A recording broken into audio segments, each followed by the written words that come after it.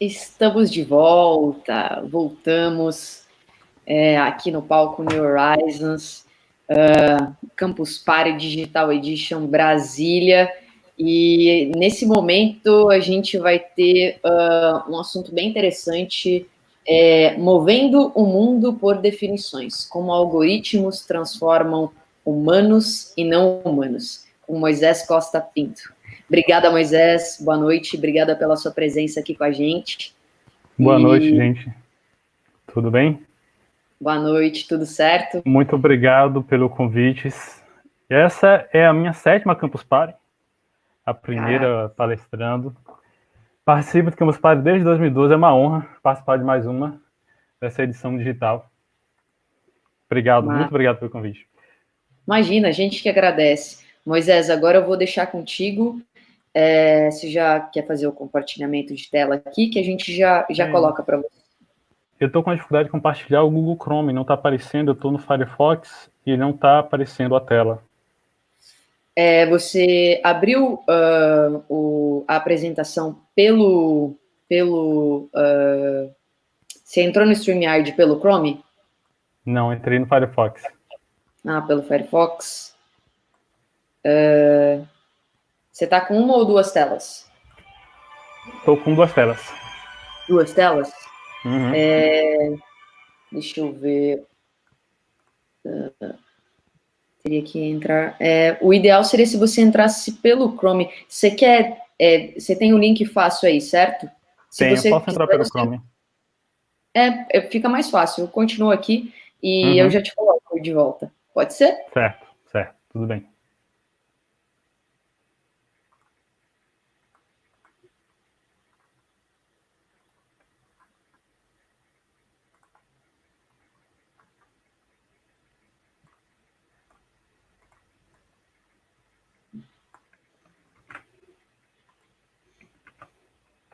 Então, para quem está chegando agora, se você não ouviu ainda, o Moisés vai falar com a gente sobre o tema Movendo o Mundo por Definições, como algoritmos transformam humanos e não humanos. Acompanhe a palestra e entenda como algoritmos fazem essa transformação. A gente sabe que cada vez mais a gente vem sendo influenciado de maneira, não posso dizer negativa, né? Acho que o Moisés vai explicar melhor sobre isso, mas acho que positivamente, algoritmos que vão entendendo como a gente se comporta nas redes, na internet, e vem entregando aquilo que talvez seja mais relevante para a gente. Seria algo mais ou menos assim, Moisés? É isso aí. Vocês estão vendo a tela agora? Estamos vendo. Pronto, perfeito, gente. Desculpa por esse probleminha técnico. Imagina, tá tudo certo. No nosso teste anterior tinha funcionado, mas vamos lá. Muito obrigado pela paciência, gente. Imagina, tá tudo certo. É contigo. Tá. Como eu falava mais cedo, essa é a minha 7ª Campus Party. Já peguei muita fila, já dormi muito no sofá e também já acampei muitas vezes. É uma honra estar participando da Campus Party. Muito obrigado. Bom, então, fazer uma breve apresentação para quem ainda não me conhece. Quase todo mundo, né? Então, eu sou Moisés Costa, sou doutorando em comunicação digital, também sou mestre em cibercultura pela Universidade Federal da Bahia, onde hoje, no meu doutorado, eu pesquiso a relação entre algoritmos e o jornalismo online, certo? Então, primeiro, um disclaimer, um pequeno aviso aqui sobre o assunto que a gente vai tratar, é que o que vemos aqui hoje não contempla toda a discussão sobre algoritmos. É muita coisa para discutir. A gente vai apenas ver um pedacinho daquilo que a gente consegue ver sobre os algoritmos, né? Então, abordaremos basicamente a ênfase e o papel social dos algoritmos na nossa sociedade. A ideia por trás disso é evidenciar um pouco como estão imbricados, conectados e medeiam nossas vidas, a grosso modo, como vivemos com eles. Bom, mas o que são mesmo algoritmos? Antes de mais nada, algoritmos não foram inventados a partir de computadores modernos, como muitos podem pensar. Inclusive, não é um termo restrito à computação.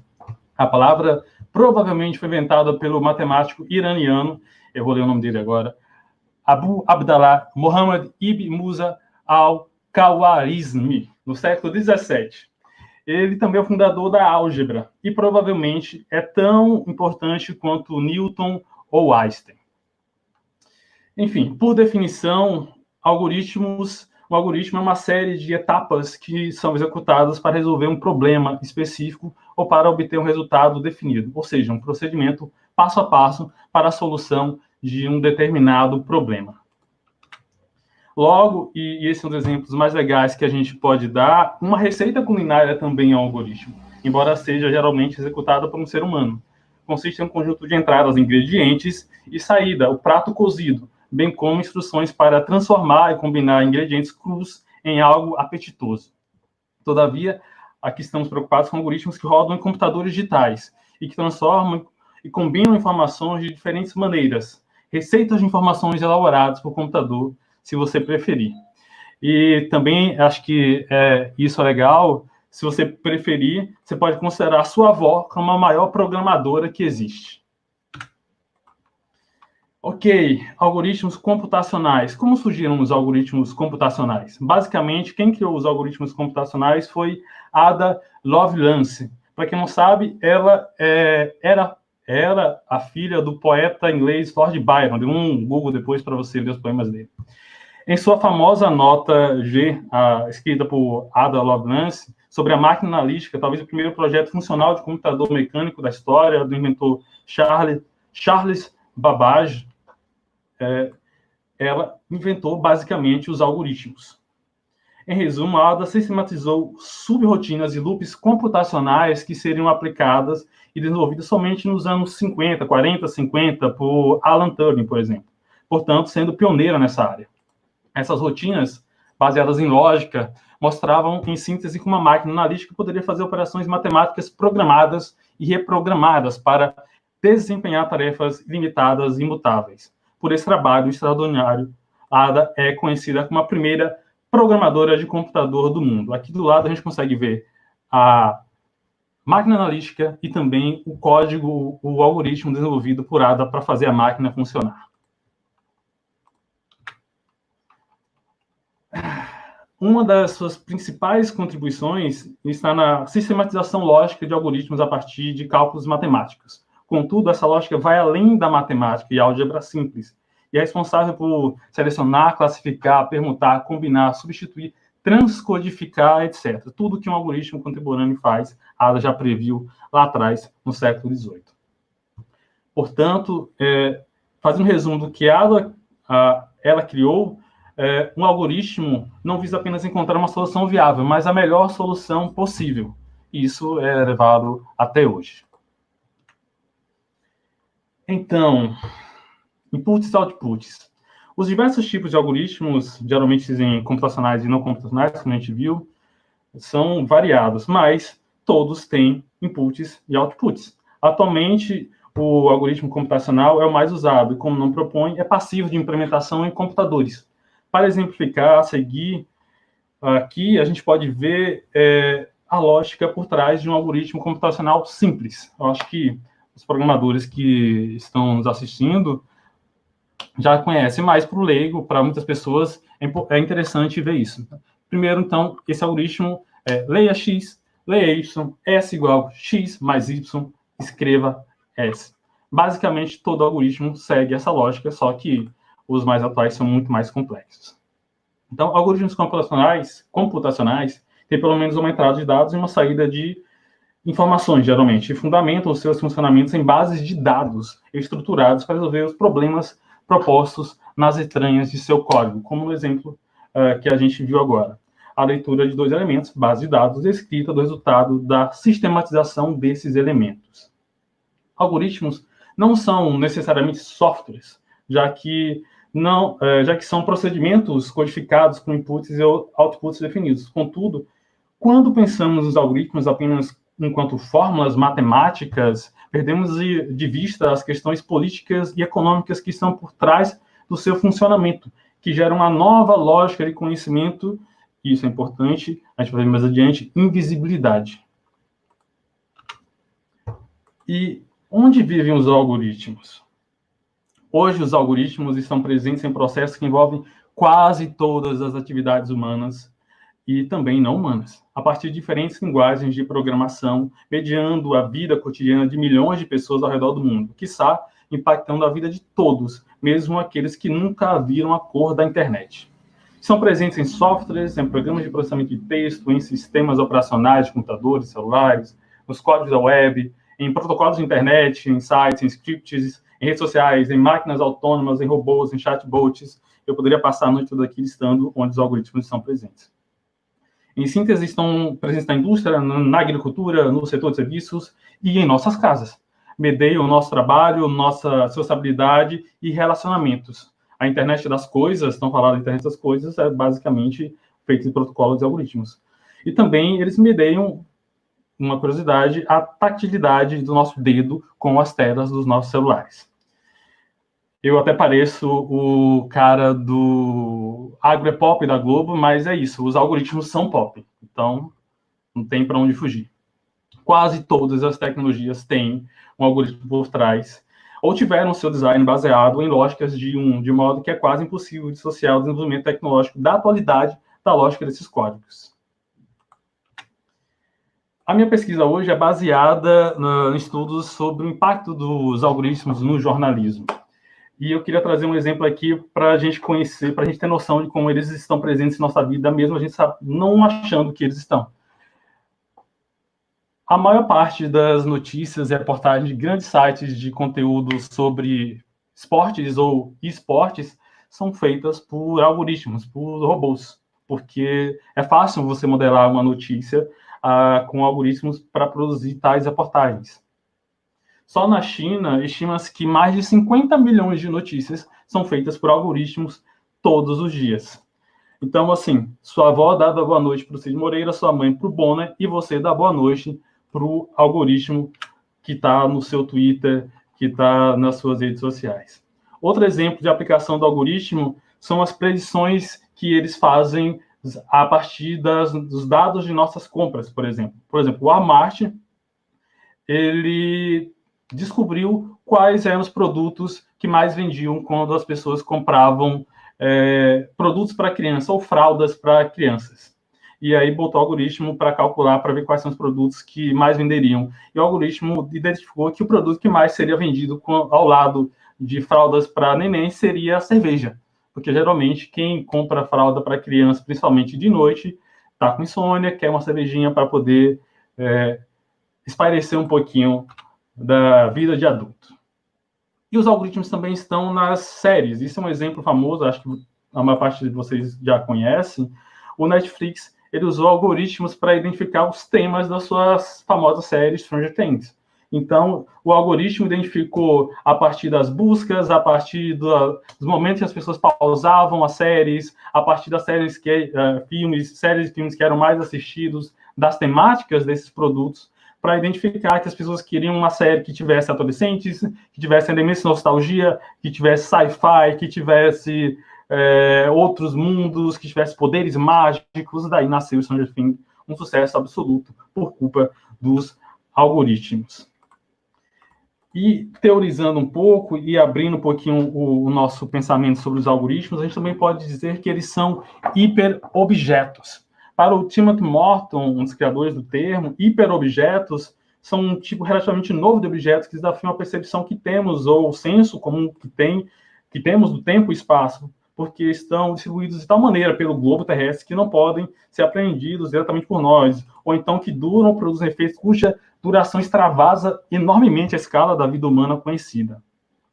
Um objeto como um ente com dimensões além do tempo e espaço não pode ser explicado com palavras, devido à sua complexidade. E realmente é difícil você explicar elementos hiperobjetos como materiais radioativos e o próprio aquecimento global, como a gente tem aqui nessa imagem, que é o buraco na camada de ozônio, um hiperobjeto que influencia todo o planeta, toda a vida no planeta. Em resumo, os algoritmos são hiperobjetos, pois abraçam e modificam o mundo com suas mediações, bem como são invisíveis, a gente não consegue ver eles, o que torna difícil a sua compreensão por nós, simples, meros seres humanos. E os algoritmos, eles também são atores não humanos. Logo, é preciso esclarecer que eles medeiam nossas vidas, pois em redes e associações entre indivíduos têm o mesmo peso que um humano. Algoritmos são atores não humanos, para usarmos a expressão do Bruno Latour, um teórico francês muito famoso, o criador da teoria Tourette, que trata especificamente da relação entre humanos e não humanos, pois eles nos influenciam a fazer coisas e nós também influenciamos eles a fazerem coisas. Eles medeiam nossa relação com o mundo e nós também medemos a sua relação com o mundo. Não seríamos o que somos hoje, a sociedade que somos hoje, sem eles, os algoritmos. É por isso que eles são atores importantes na nossa, quando a gente pensa na sociedade. Eles compõem a sociedade como hiperobjetos. Então, eles fazem parte do que somos, de quem somos. Nós não seríamos o que somos sem eles. Isso vale para o bem e para o mal, né? Os algoritmos. Eles medeiam nossa vida, em resumo, né? Então, eles ajudam na mediatização de nossa vida, transformam todas as nossas experiências em dados, objetos virtuais. Eles nos virtualizam. É isso que a gente está fazendo no Facebook, no Twitter, no Tinder, no Pinterest. Eles nos fazem fazer coisas. As funções das redes sociais, por exemplo, estão ali para que façamos coisas, para que possamos interagir, para que possamos passar um tempo por lá. Se você não está procrastinado no Twitter, saiba, é o algoritmo que está fazendo isso com você. Então, pode dizer que foi um algoritmo que comeu o seu trabalho, caso você precise dar essa desculpa para o seu professor na faculdade. Eles predizem o que queremos ou o que fazemos com base em dados que nós fornecemos ou fazemos o tempo todo. E com isso, eles automatizam nossa vida, transformam tudo em tarefas mais simples e eficazes para ajudar a nossa vida a ser mais simples e eficaz. Eles nos vigiam por causa disso, 24 horas por dia. E como disse antes, transformam tudo da nossa vida em dados para, mais adiante, analisarem tudo. Como sabem, tudo também são ferramentas poderosíssimas de vigilância e controle. Um exemplo que eu queria trazer aqui de algoritmo é o algoritmo do Tinder. Ele controla a forma como as pessoas se relacionam no Tinder a partir do Deep Learning, a aprendizado de máquina também. Ele identifica os perfis que você dá match, que você curte, ele identifica o rosto, o tipo de pele, o cabelo, e a partir daquilo ele vai te apresentar apenas perfis semelhantes, pessoas semelhantes a esse perfil inicial que você traçou para você curtir e dar match. Isso gera várias questões, né? Desde implicações éticas até implicações de oportunidade, já que você pode, de repente, perder uma pessoa outsider desse padrão que poderia ser seu match perfeito no Tinder. Tudo por causa do algoritmo. Com isso, os algoritmos, eles nos transformam, os algoritmos nos inserem num contexto de ciborgue. Uma das coisas que estou teorizando nos últimos dias é isso, essa questão dos ciborgues algoritmos. Talvez estejamos contemplando o começo da era dos ciborgues algoritmos, que nos precedem nos lugares. Eles nos precedem nos lugares, nas redes sociais, nos aplicativos. Eles podem não ser visíveis, não serem físicos, mas estão circulando continuamente por meios virtuais. Estão lendo o nosso lugar no mundo e conversando com eles sobre o que estamos fazendo ali, indicando o que queremos ou não naquele lugar, ou se queremos estar naquele lugar. Eles chegam antes de nós e ficam por lá por muito mais tempo que desejamos, sejam ambientes virtuais ou ambientes físicos. Com eles, nosso modo ciborgue perpassa o tempo e espaço. Nos tornamos seres meio físicos, meio virtuais. Isso não apenas por estarmos conectados à internet, mas, como falei antes, por causa da ampla capacidade dos algoritmos de analisarem o que queremos ou desejamos com base no que já temos e amamos, buscamos, curtimos ou compartilhamos, por exemplo. E os algoritmos, uma das grandes características deles é que eles são caixas pretas, são black box. De forma geral, eles funcionam como caixas pretas, cujo funcionamento não conseguimos ver ou temos acesso, ou mesmo conhecer. E atuam sempre de forma instável, sofrendo edições constantes, que a gente não conhece, que a gente nunca vai conhecer, mudando repetidamente nossa relação com o mundo. O algoritmo muda, nossa relação com o mundo também muda. Mas que são mais ou menos caixas pretas. O seu celular, por exemplo, ele é uma caixa preta. Enquanto ele funciona direitinho, tudo bem, tranquilo, você tira foto, twitta, você não quer saber de nada sobre ele. Ele é uma caixa preta. Mas no momento em que ele, por exemplo, não liga, você quer abrir essa caixa preta e isso você geralmente consegue. Você vai na assistência, você abre e descobre qual é o problema. Mas com algoritmos, não. Com algoritmos não dá para abrir a caixa preta. Isso é uma das grandes implicações deles no nosso tempo atual. Você sabe como o algoritmo do Facebook funciona? Não dá para saber. Talvez nem o Mark Zuckerberg saiba, porque o Facebook edita 900 vezes ao dia o algoritmo do feed, o EdgeRank. E por causa disso, não conseguimos ver os algoritmos dentro dessa caixa preta, eles são objetos, hiperobjetos parciais. A gente não consegue saber o que estão fazendo, o que vão fazer, o que estão fazendo com nossos dados, o que pretendem nos apresentar, mas eles fazem tudo isso a partir de inputs e outputs de quem os programa. As pessoas, o Facebook, as pessoas programadores, eles têm problemas, necessidades, opiniões, enviesamentos, planejamentos, opiniões políticas, desejos. Eles colocam muitas vezes, e muitas vezes sem querer, tudo aquilo dentro desses algoritmos. E isso faz com que eles sejam parciais. No caso das mídias sociais, essas definições são voltadas para interações, geração de mais dados, mais dados sobre a nossa vida dentro delas.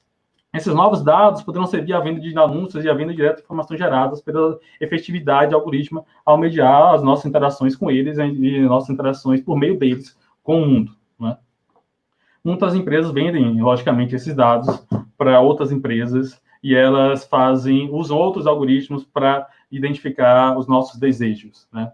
Então, o algoritmo realmente ele não é duas caras, ele geralmente o algoritmo geralmente é duas caras. Ele pode parecer bonzinho, mas geralmente ele tem uma parcialidade e ele não está do nosso lado. Ok, o algoritmo ele também, principalmente se a gente pensar no algoritmo de busca em redes sociais, ele propõe o fim da serendipidade ou do flanor, que é você andar sozinho pela internet ou pelos lugares e descobrir coisas novas. Tudo no algoritmo tem um propósito. Então, o lema do algoritmo é nada é por acaso. Eles não querem que a gente encontre coisas por acaso, eles querem que a gente encontre coisas que nós determinamos previamente, que eles acham que nós gostamos, que vamos gostar. Então, esse é também uma outra questão que os algoritmos levantam nesses novos tempos. E eles também digitalizam tudo. Eles proporcionam, como eu já falei antes, a digitalização de todos os nossos hábitos. E eles que criam o fenômeno do Big Data. Né? E isso você precisa ter em mente. Todo o trabalho do algoritmo visa, com a ajuda de sensores, muitas vezes, apenas uma coisa: produzir dados. Né? Tá.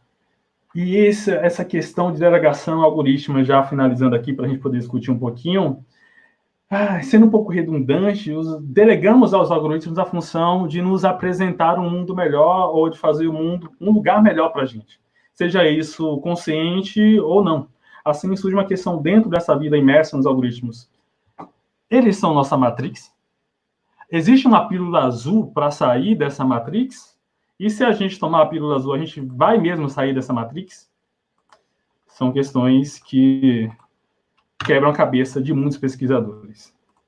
E vão quebrar por muito tempo. Então, assim, como lidar com os algoritmos? Né? Essa é a pergunta de 1 milhão, 1 bilhão, 1 trilhão de dólares. Né? De modo geral, devemos usar algoritmos. A gente usa algoritmos, é inevitável usar quem se propõe a usar tecnologias digitais, né? Mas, ao mesmo tempo, precisamos tentar não ser reféns deles, seja o algoritmo do Google, do Facebook, da Amazon, do Twitter, do Tinder. Nós, os algoritmos, temos o mesmo peso em redes e associações, né? Mas, ao mesmo tempo, não somos iguais. Nossas necessidades não podem ser compreendidas na totalidade por algoritmos, pelo menos não ainda. Nossos sentimentos, por exemplo, ultrapassam a amplitude de que esses hiperobjetos conseguem alcançar, apesar de nos envolverem, claro, mas fica a questão, será que isso vai durar até criarem a Skynet? E é isso que eu tinha para falar, e estou aberto a discussões, gente. É polêmico, né? É polêmico. É bem polêmico falar sobre algoritmos. Vamos lá. Deixa eu pegar algumas perguntas aqui. Perguntaram como driblar algoritmos. Existe uma possibilidade? Será que a gente tem realmente como driblar o algoritmo? Foi a Stephanie Taveira que fez essa pergunta, e aí responderam, o Iago Dantas logo em seguida respondeu: Stephanie, joga tudo fora e usa carta. Até usar cartas está meio complicado, porque os dados de correio são todos convertidos em algoritmos para produção da melhor logística para o envio das cartas e dos produtos, né? Então é meio complicado essa questão. Assim, para driblar os algoritmos, a gente teria que ter a habilidade do Ronaldinho Gaúcho com o futebol, né? É muito complicado você driblar os algoritmos. Mesmo que, para isso você teria que driblar eles, teria que viver numa caverna trancado, sem eletricidade, sem luz, sem contato, sem nenhum contato com nenhuma tecnologia, né? Você teria que se trancar numa caverna, como fez o Zaratustra do romance do Nietzsche, né? Então, é meio complicado driblar os algoritmos, mas tem gente que tenta, tem gente que abdica de tudo para viver uma vida em meio à natureza, mas mesmo assim, querendo ou não, ainda tem um contato com o algoritmo. Se a gente pensar numa escala macro, numa escala global, não tem como evitar a influência deles. Isso é foda discutir isso. Ó, a Kátia mesmo, a Kátia Christian está comentando aqui, muita polêmica. Moisés, como fica a lei da fake news diante da força desse hiperobjeto? Caraca, eu acho que o projeto que eles estão propondo das fake news, ele é muito inocente, para a gente falar de uma forma mais suave, né?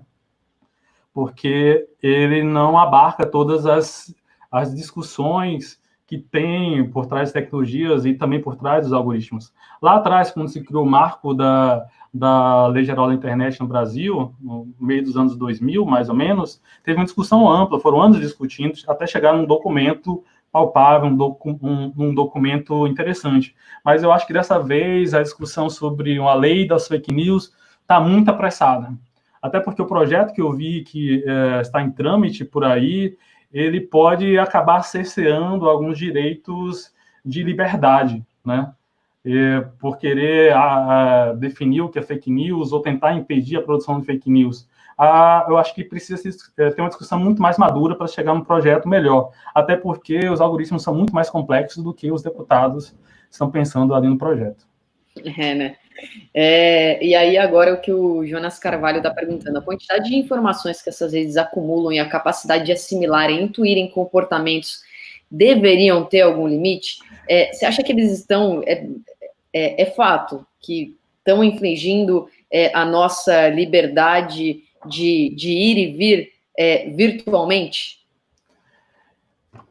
Tem gente que acredita que sim. Eu vou muito mais por essa parte, mas eu fico um pouquinho em cima do muro, porque assim, é difícil de se escapar dos algoritmos, mas a gente ainda dá para fora e tentar fazer uma coisa a partir de nossa intuição. Aquela ideia do Flanor de você sair, vagabundear pela cidade, a gente ainda consegue fazer isso na internet, né? Claro que se a gente ficar somente no Facebook, no Twitter, no Tinder, fica muito difícil. A gente vai ficar muito restrito ali dentro das diretrizes dos inputs e outputs dos algoritmos. Mas dá para a gente tentar fazer isso, né? Fugir um pouquinho.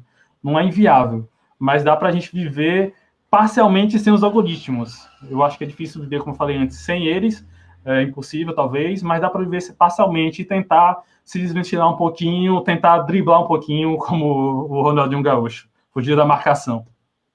O André Luiz aqui de Souza comentou, não podemos evitá-los, mas podemos usar, por exemplo, VPN. Usem VPN. Oi? Usem VPN.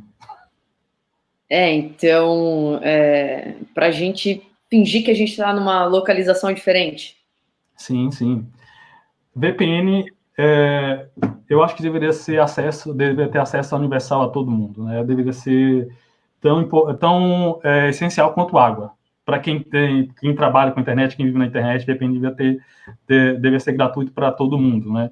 Porque ele proporciona que você consiga navegar por anonimato na rede. Aquela história que eu falei da cerveja e fralda no Walmart, Eu estava estudando um caso outro dia de mães que relataram que elas passaram a usar o VPN para poderem comprar coisas na internet, porque elas não queriam navegar na Amazon e só ter indicação de produto para criança. Elas queriam poder olhar a indicação de livros, olhar coisas que elas queriam para si, porque senão a Amazon só ia estar apontando para elas carrinho, mamadeira, produtos para crianças, e elas estavam saturadas disso, e por isso estavam usando VPN para poderem ter um momento de liberdade nas suas vidas. Faz muito sentido, né? Você coloca que noivou com alguém, pronto, já começa a aparecer anúncio. Tem um caso emblemático que uma mulher, ela soube que estava grávida, mais uma vez nesse estudo que estava lendo, e aí ela passou um dia pesquisando sobre gravidez, né? E isso não contou para o pai, não contou para a mãe, não contou nem para o namorado. E aí, 3 dias depois, chega num gift card para ela, isso foi nos Estados Unidos, se eu não me engano, da Amazon na porta dela, parabéns pela gravidez, parabéns. E quem abriu foi o pai dela, descobriu a gravidez ali pela Amazon. Nossa! E lá, então um desconto aqui para você comprar produtos para o seu neném. Aí foi longe demais. Caramba. E isso suscita questões éticas. Até quando eles podem ser invasivos desse jeito, né? Eu acho que, nesse caso, especificamente, eles passaram um pouquinho da régua. Mas, enfim, eles fazem isso porque, nos termos miúdos lá, a gente está dando valorização para os algoritmos criarem dados a partir de nossas experiências dentro das suas redes, das suas lojas. E esses dados vão ser minerados pelos algoritmos para gerar informações úteis para essas empresas, para elas venderem a outras empresas ou para usufruírem disso em benefício próprio. Moisés, eu me empolguei aqui, fui fazendo perguntas, já passei um pouquinho do tempo. Acho que se a gente pudesse, a gente ficaria aqui muito mais tempo ainda conversando sobre esse assunto. Eu agradeço demais a sua presença hoje aqui. Queria que você fizesse suas considerações finais e deixasse um recadinho para o pessoal de casa. Eu queria fazer um grito de guerra da Campus Party, mas eu acho que se gritar aqui a galera não vai achar muito legal. Então vou deixar aqui apenas o meu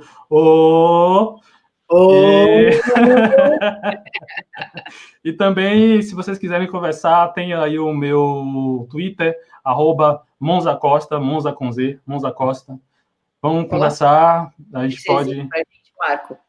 Isso, a gente pode conversar lá. Eu estou desenvolvendo essa pesquisa agora sobre algoritmos e pegando mais coisas, tem muita coisa. Quando você vai olhar, tem muitas camadas além disso que a gente olhou hoje. Tem muitas implicações éticas e tem muitas implicações até de vida, porque os algoritmos, basicamente, de modo geral, eles conduzem nossas vidas. E muitas vezes eles podem conduzir a casos extremos de pessoas que passam mal a partir dos conteúdos que recebem ou não recebem. E como eu te falei, pode gerar problemas de vida ou morte com relação a isso, né? Então, tem muitas implicações éticas, tem muita coisa a ser discutida, e muita coisa precisa ser discutida antes que um projeto de lei precipitado seja colocado sobre a gente para conduzir a nossa vida digital. Faz todo sentido. Bom, Moisés, obrigada mais uma vez, boa noite para você. Obrigada pela sua presença aqui. E logo mais a gente está de volta, pessoal. Valeu, gente. Até mais. Até.